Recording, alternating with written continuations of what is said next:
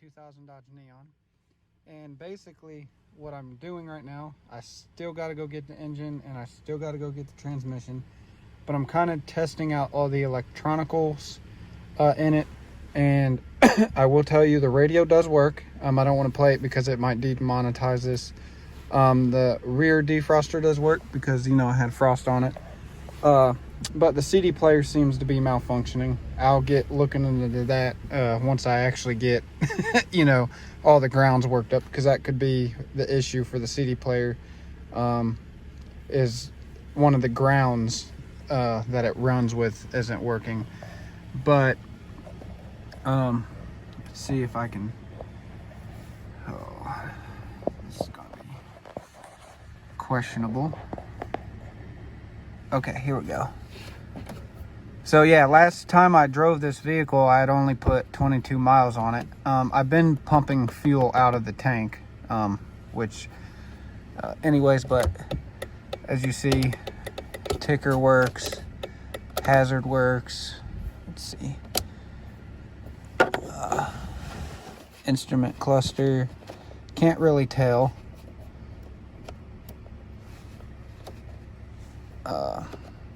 Yeah, can't really tell.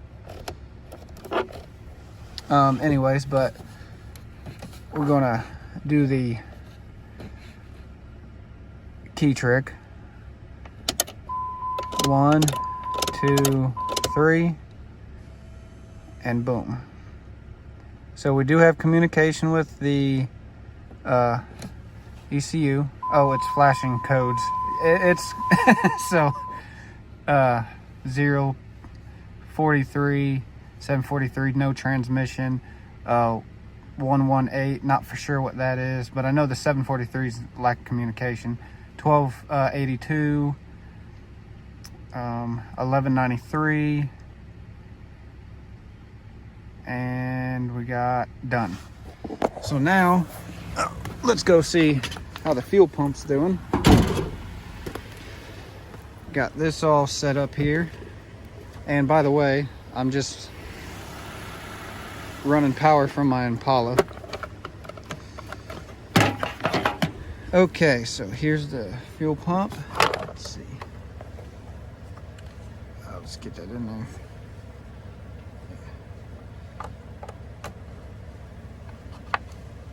Okay, in order to do this, I'm pulling the starter fuse, which is 30 amp.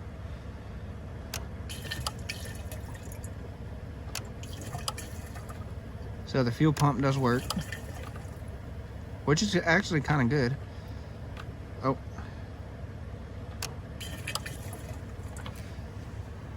Yeah, let's pull that fuel relay again. So every time I go to turn on the thing, it won't be squirting out fuel everywhere. That's the last thing I need. But go ahead and pop that out. Oh, some fuel. Yeah, system's primed. Let's get a whiff of this. Smell that? Oh, you can't. Whoo! Oh. It smells like gas treatment. That's what it smells like. It literally smells like gas treatment. Now, I am not going to put this fuel in my Impala. I like that car enough to not put 3-year-old fuel in it, but I can use this fuel for when I actually get spark. I can try to get this to run, but I am going to leave this outside because, you know, don't want that fumes in the house. But other than that, you know, the tires keep losing air except for this one and then that one over there. But other than that, I plan on going to get the engine and transmission today. I'm going to have to, in order to do that, get this unlocked. There we go.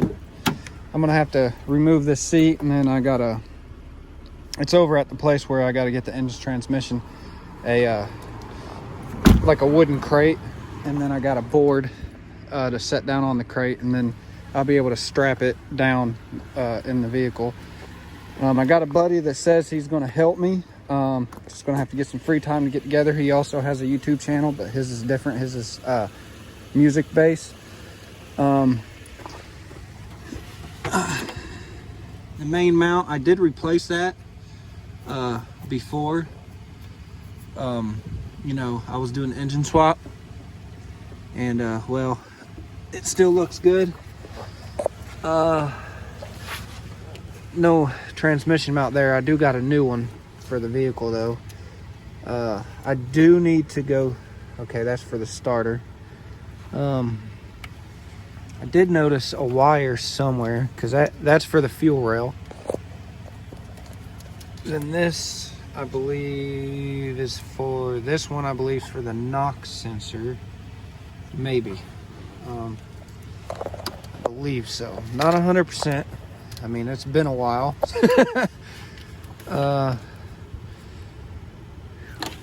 This, yeah.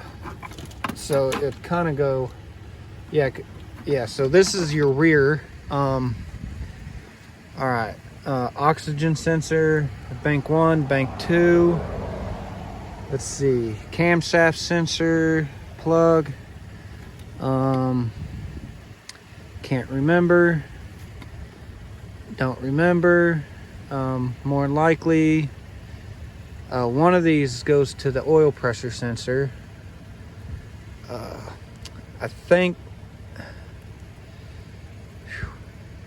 Boy, it's been a while. Yeah, there's a ground.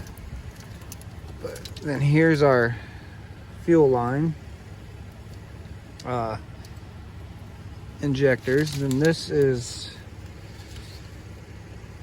this goes air temp, I believe, the air temp. I believe that's definitely the NOx sensor, yes. This one here, oh, by looking at it, it does look kind of odd. Because I believe this one is for the, I believe this plug is for the compressor. Which I won't have AC hooked up on here. Okay, this is for the coil pack. That's what that's for. Because I already got the, yeah, I got the throttle body intake plugged in, got the IAC, I believe is its terminology, idle control valve. Okay, that ground is hooked up. Oh, that's not a ground, that's just tape that's, okay. But yeah, okay, so this main ground's hooked up. That's good. We've got this ground over here is hooked up. I know there's another ground, but I can't remember exactly where. Oh, and this is for the